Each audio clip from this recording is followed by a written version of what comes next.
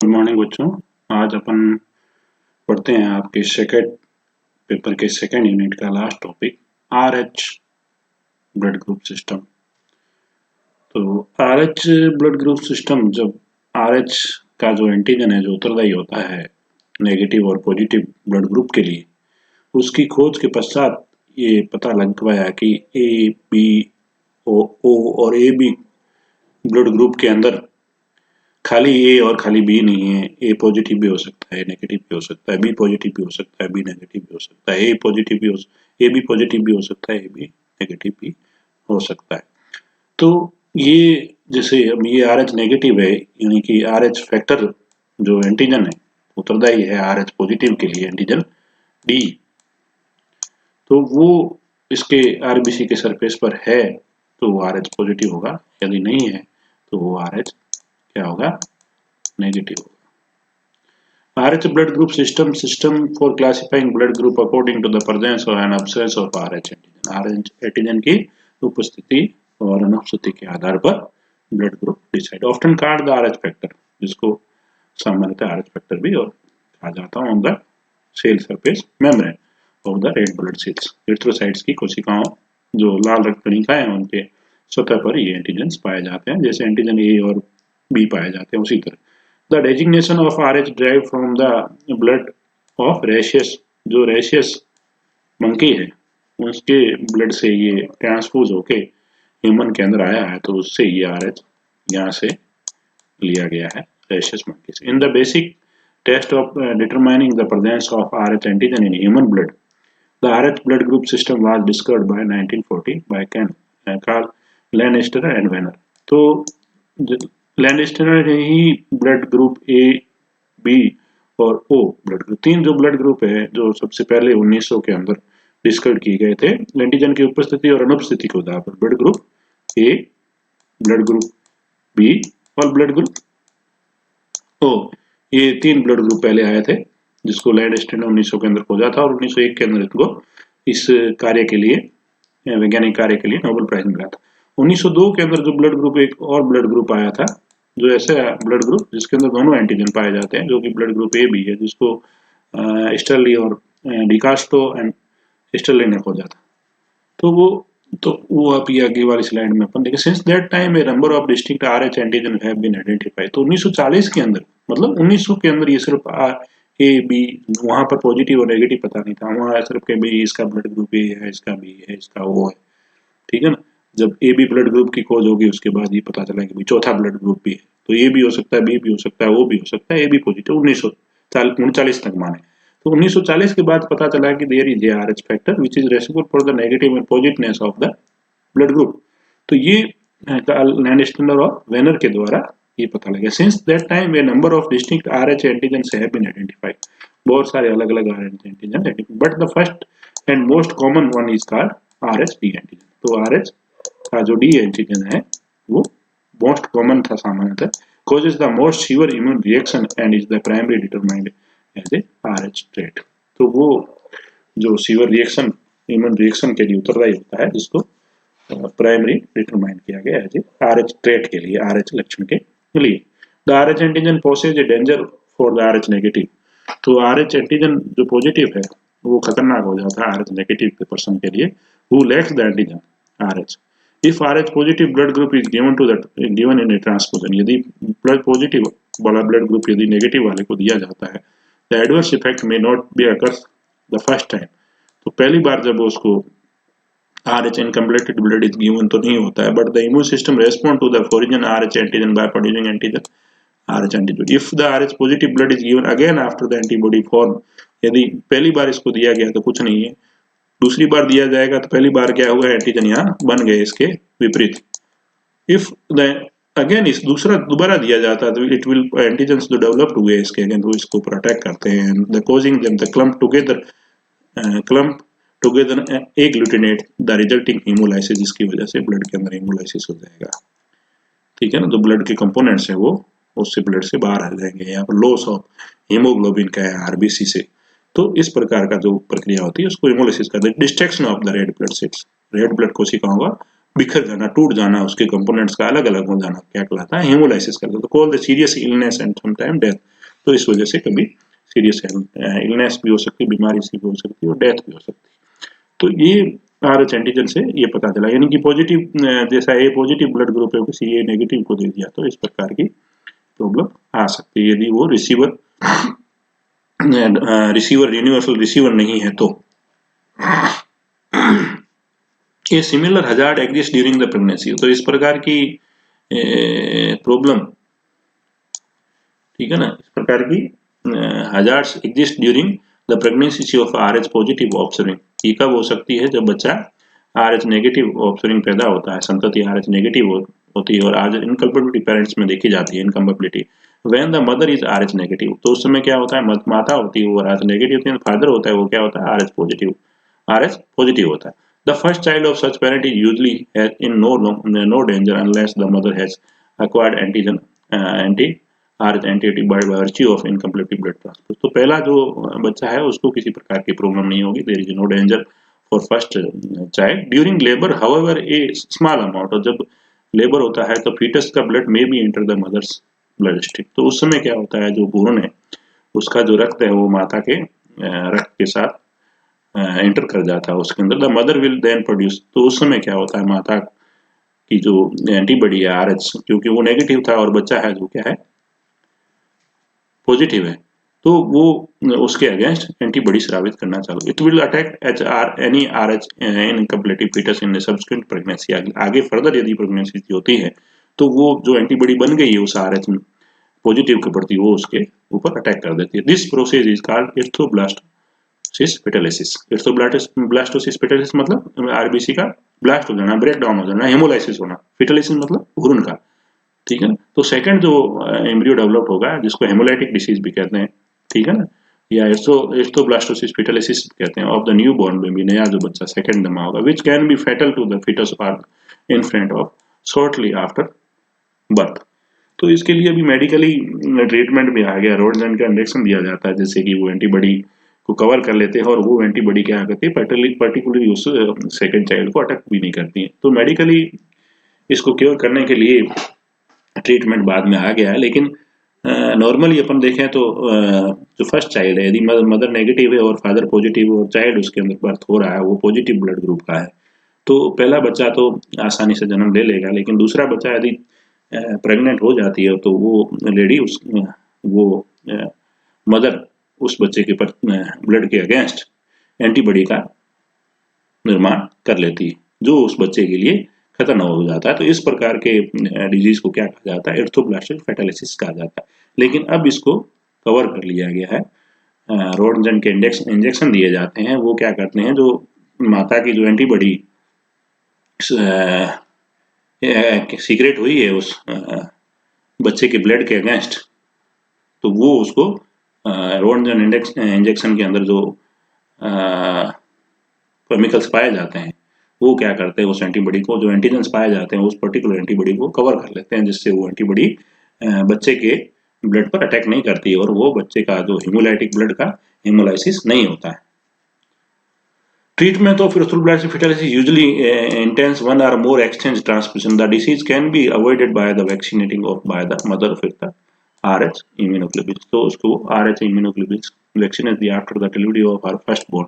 तो इस प्रकार के केसेस में क्या होता है कि जब आपको पता है कि भाई बच्चा RH पॉजिटिव डेवलप हो रहा है और उसकी जो मदर है वो RH नेगेटिव है और फादर है वो RH पॉजिटिव है, तो क्या हुआ, मदर बच्चे के अगेंस्ट क्या करती है, एंटीबॉडी निर्मित कर देती है। जब फर्स्ट चाइल्ड हो जाने के बाद यदि बच्चे का कहीं भी ब्लड ट्रांसफ्यूजन ब्लड का सर्कुलेशन हो गया है मदर के ब्लड के सर्कुलेशन के साथ में, तो सेकंड बच्चे के लिए यही घातक हो जाता है। लेकिन अब क्या हुआ है, इम्यूनोग्लोबिन समय आ गए हैं, ट्रीटमेंट आ गया, वैक्सीनेशन आ गई है, तो वो RH incompatibility, the RH vaccination destroy the foetal blood cells before the mother's immune system can be developed antibody. तो वो उस प्रकार की सेल्स को क्या करती है, डिस्ट्रॉय कर देती है, जिससे पूर्व की वो मदर की एंटीबॉडी उसका निर्माण कर जाए। How RH hemolytic disease develop. तो इस पर कैसा RH हेमोलाइटिक डिसीज डेवलप होता है, एर्थ्रोब्लास्टिक फेटालिसिस कैसे होता है। तो यहाँ जैसे फादर RH पॉजिटिव है और मदर RH नेगेटिव है, तो ड्यूरिंग प्रेगनेंसी तो बच्चा जो है RH पॉजिटिव डेवलप हो रहा है ठीक है ना। RH negative mother with RH positive baby, the RH positive baby blood cells inter mother blood. तो जब वैक्सीनेशन में क्या होता है कि ये कोशिकाएं जो किसकी है, बच्चे की, इस शरीर के अंदर पहुंच गई, तो इसको क्या कर दिया जाता है, जो वैक्सीनेशन क्या करता है, इसको डिस्ट्रॉय कर देता है। यदि ये पहुंच गई है तो मदर का जो नेगेटिव है ब्लड, वो इसके अगेंस्ट एंटीबॉडी स्रावित करता है, तो वो एंटीबॉडी बन जाती है। तो एंटीबॉडी बन जाती है तो सेकंड बच्चा जब डेवलप होता है तो वो एंटीबॉडी उसके सर्कुलेशन से बच्चे के सर्कुलेशन में जाती है और बच्चे के ब्लड को डिस्ट्रॉय करने लग जाती है, तो एरिथ्रोब्लास्टिक पेटालिसिस होता है। तो invading RH positive blood cells cause the production of RH antibodies, तो मदर के अंदर RH एंटीबॉडीज का निर्माण होता है। RH antibody remains in the mother blood stream जब तक कि सेकंड चाइल्ड उसके अंदर वो प्रेग्नेंट नहीं हो जाए सेकंड टाइम, और उसके अंदर RH पॉजिटिव वाला बच्चा वापस जन्म लेना शुरू नहीं करे या डेवलपमेंट होना शुरू करे, तब तक RH एंटीबॉडी अटैक्स, जैसे ही बच्चा डेवलप होना शुरू हो जाता है तो attacks the RH positive negative babies blood cells causing disease RH disease. तो वो RH एंटीबॉडी है वो उसके ऊपर अटैक करती है, जिस वजह से बच्चे के अंदर एरिथ्रोब्लास्टिक पेटालिसिस हो जाता है। The RH antibody attack the RH positive babies blood cells and causing RH disease, जिसको एरिथ्रोब्लास्टिक पेटालिसिस भी कहते हैं और हेमोलाइटिक डिसीज भी कहा जाता है। Although the RH negative trait is rare in most part of the world, तो इस प्रकार का जो डिसीज है वो कम है। It occurs in about 50% in Caucasians, European and Canadian and United States. The trait's highest incidence is among the Basque of the Pyrenees, 25 to 35%, and the image again Berbers of Africa and the Bedouins of the Sinai Peninsula, वहाँ पर ये 80 to 30%, 25 से 30% देखने को मिलता है। तो इन जगहों पर ये केसेस देखने को मिलते हैं, बाकी वैसे रेयरली होते हैं। और यहाँ पर अपन जो ब्लड ग्रुप की बात करें तो एबीओ ब्लड ग्रुप है वो सबसे पहले खोजा गया था कार्ल लेनेस्टन के द्वारा 1900 के अंदर, और उसके बाद एक ऐसा ब्लड ग्रुप खोजा गया जिसके अंदर दोनों एंटीजन पाए जाते हैं, वो एबी ब्लड ग्रुप है, जिसको स्टेलियन डी कास्ट्रो ने 1902 के अंदर खोजा गया था। लेनेस्टन को फादर ऑफ ब्लड ग्रुप माना जाता है, जिनको 1901 के अंदर नोबेल प्राइज भी दिया गया था इस खोज के लिए। यूनिवर्सल डोनर ब्लड ग्रुप क्या होगा, वो नेगेटिव होगा। तो ये डोनर क्यों होगा, तो इसके अंदर RH का एंटीजन भी नहीं पाया जाएगा। यदि पाया जाएगा तो इसके प्रति क्या होगा, एंटीबॉडी विकसित होंगे तो इसको डिस्ट्रॉय कर सकते हैं। तो इसलिए यहाँ पर अब ब्लड ग्रुप ओ डोनर न रहकर ओ नेगेटिव है, वो एज ए डोनर हो गया, दाता ब्लड ग्रुप हो गया, रक्त समूह हो गया। तो यूनिवर्सल रिसीव्ड ब्लड ग्रुप कौन सा होगा, AB पॉजिटिव होगा। ठीक है, AB पॉजिटिव होगा। तो यहाँ पर AB पॉजिटिव इसलिए होगा कि इसके अंदर पास में एंटीजन है लेकिन एंटीबॉडी नहीं है, D। ठीक है ना, तो ये हर एक ब्लड ग्रुप को रिसीव कर सकता है क्योंकि ये एंटीबॉडी निर्मित नहीं कर पाएगा। तो इसके अंदर न तो एंटीबॉडी डी है और न ही एंटीबॉडी ए और बी है इस ब्लड के ग्रुप के अंदर, तो ये हर ब्लड ग्रुप को ले सकता है। ठीक है, तो A B positive blood group है, उसके अंदर न ही एंटीबॉडी डी है न ही एंटीबॉडी ए और बी है, इसलिए ये हर ब्लड ग्रुप को रिसीव कर लेता है। टाइप जैसे अकरिंग जैसे ब्लड ग्रुप है पूरे यूनिवर्स में देखें अपन, पूरे ब्रह्मांड में, तो कौन कौन से ब्लड, जैसे O पॉजिटिव है 38% पॉपुलेशन के अंदर देखने को मिलेगा, A पॉजिटिव है 34% देखने को मिलेगा। यानी ऐसे नॉर्मली अपन बात करें तो नेगेटिव जो पॉजिटिव ब्लड ग्रुप है वो 85% जो पॉपुलेशन है वो पॉजिटिव ब्लड ग्रुप की होती है, नेगेटिव ब्लड ग्रुप की पॉपुलेशन है वो 50%। तो जनसंख्या के अंदर पूरे वर्ल्ड में जो नेगेटिव ब्लड ग्रुप वाले लोग हैं वो आपको 15% ही मिलेंगे, चाहे वो ए नेगेटिव के हो, चाहे ए बी नेगेटिव के हो, चाहे ओ नेगेटिव के हो, चाहे बी नेगेटिव के हो। तो यहाँ भी देख लें, जैसे ओ पॉजिटिव के सबसे ज्यादा है, ए पॉजिटिव के 34% है, बी पॉजिटिव के 9% है, ओ नेगेटिव के 7% है, बी नेगेटिव के ए नेगेटिव के 6% है, ए बी पॉजिटिव के 3% है और बी नेगेटिव के 2%, ए बी नेगेटिव के सबसे कम है। तो ए बी नेगेटिव वाले पूरे विश्व भर में बहुत कम लोग मिलेंगे, बी नेगेटिव वाले भी कम मिलेंगे। ठीक है ना, और ए नेगेटिव वाले भी कम मिलेंगे और ओ नेगेटिव वाले भी कम मिलेंगे, और ए बी पॉजिटिव वाले भी व्यक्ति ज्यादातर नहीं मिलते हैं, सिर्फ 3% लोग हैं जो ए बी पॉजिटिव वाले मिलते हैं।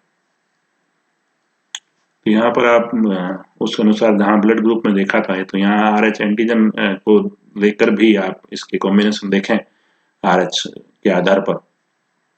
तो यहाँ देखें मदर ब्लड था, तो ये क्या है, RH नेगेटिव है, क्योंकि यहाँ ये जो एंटीजन है ये पॉजिटिव के लिए उत्तरदायी है और ये रिसेसिव है ये नेगेटिव के लिए उत्तरदायी है। तो मदर्स भी नेगेटिव थी और फादर भी नेगेटिव थे, तो सारे की सारी प्रेगनेंसी में जो ऑफस्प्रिंग थे वो सारे की सारी संतति क्या हुई 100% नेगेटिव होगी। यहाँ पर देखें फादर जो है वो पॉजिटिव ब्लड ग्रुप का है और जो मदर है वो नेगेटिव ब्लड ग्रुप की है, तो 50% जो चांसेस पॉजिटिव ब्लड के होंगे 50% वो नेगेटिव। यहाँ फादर ब्लड ग्रुप जीनोटाइपिकली देखें तो ये होमोजाइगस डोमिनेंट है डी एंटीजन के लिए, तो ये 100% जो चाइल्ड होंगे वो बेबीज होंगे वो पॉजिटिव ब्लड ग्रुप के होंगे। ठीक है ना, जैसे अभी यहाँ भी देख सकते हैं RHA भी देख सकते हैं। यदि फादर पॉजिटिव और मदर नेगेटिव है तो आर एच फैक्टर में पॉजिटिव पॉजिटिव पॉजिटिव पॉजिटिव सारे के सारे 100% आपको पॉजिटिव देखने को मिलेंगे। chromosome with negative alleles, the chromosome with RH positive allele। ठीक है ना, माइनस और नेगेटिव ये जो दर्शाया है ये जो दर्शाया है, तो ये सारे चारों में क्या है हेटेरोजाइगस कंडीशन है। ठीक है ना, RH पॉजिटिव ब्लड ग्रुप के लिए, क्योंकि यहाँ पर आपने दोनों फादर लिया है जो हेटेरोजाइगस कंडीशन का लिया है फादर ब्लड ग्रुप।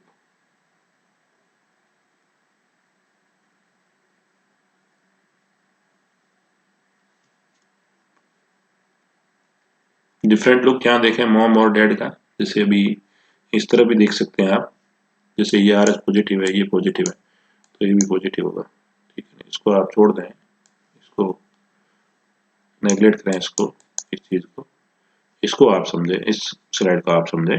यदि फादर RH पॉजिटिव है ए ब्लड ग्रुप का और मदर बी पॉजिटिव है तो ए बी पॉजिटिव होगा। यहाँ पर डैड है वो RH नेगेटिव है और मदर है वो बी नेगेटिव है तो ए बी नेगेटिव होगा। तो ये कॉम्बिनेशन आपको देखने को मिल सकता है। ठीक है ना, जैसे अभी यहाँ ओ पॉजिटिव है और फादर ए नेगेटिव है, क्या करते हैं, हाँ तो आपको ये ए ब्लड ग्रुप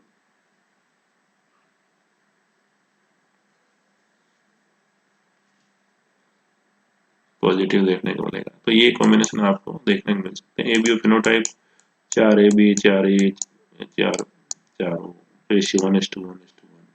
RH फिनोटाइप में देखें 12 RH और 4 और रेशियो 3:1। तो ये इस तरह से आप इसको कॉम्बिनेशन को समझ सकते हैं। तो ये कंडीशन RH पॉजिटिव की और इस नेगेटिव की भी डिपेंड करती है कि वो किस कंडीशन में, होमोजाइगस कंडीशन में या हेटेरोजाइगस कंडीशन में। जब यहाँ अपन देखें ये स्थिति इस स्थिति में है इस स्थिति में, तो फिर वो जो ऑफस्प्रिंग है उसमें फर्क आ जाएगा।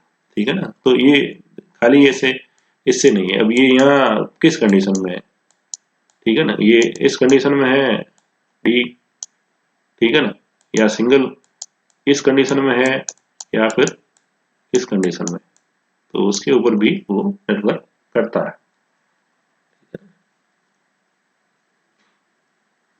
Thank you.